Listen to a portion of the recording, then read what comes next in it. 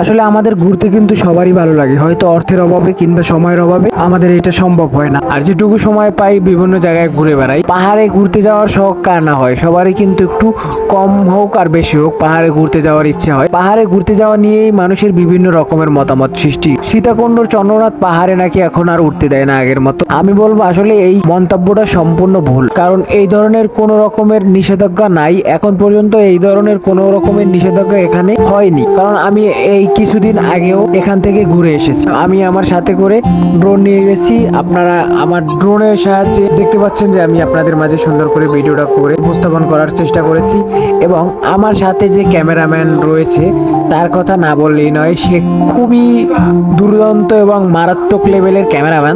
দেখতে পাচ্ছেন আসলে তার দোষ দেওয়া উচিত নয়, কারণ পাহাড়ের এবড়ো খেবড়ো রাস্তা, সেখানে ভিডিও কিভাবে করবে। আর আমি মনে করি তার নিজের সেফটিটাই আগে দরকার, যার জন্য আমি ভিডিও করতে পারছে, তাতে আমি তাকে ধন্যবাদ জানাই। তারপরও আপনাদের মাঝে এইটুকু তুলে ধরার জন্য অনেকটা চেষ্টা করার পরে এইটুকু ভিডিও কাইটে কুইটে বাইর করতে পারছি। সো গাইস দেখতে পাচ্ছেন আসলে সে আসলে ক্যামেরাম্যান হিসাবে খারাপ না, আসলে পাহাড়ে এবড়ো খেবড়ো রাস্তা, যার জন্য সে সুন্দর করে ভিডিওটা উপস্থাপন করতে পারে না। এই জন্যই আমি ড্রোনের সাহায্য নিয়েছি। ড্রোন থেকে আপনাদের মাঝে এই চন্দ্রনাথ পাহাড়ের মন্দিরের যে সুন্দর দৃশ্যটা এবং এই খুবই সুন্দরভাবে উপভোগ করতে পাচ্ছেন।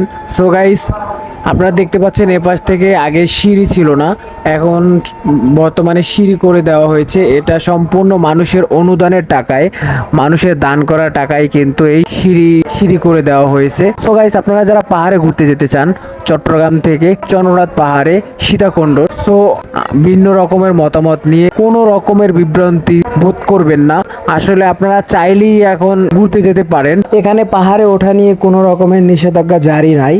আপনি চাইলে এখানে পাহাড়ে উঠতে পারেন, উঠে এখান থেকে ঘুরে আসতে পারেন, এখানে সৌন্দর্য উপভোগ করতে পারেন।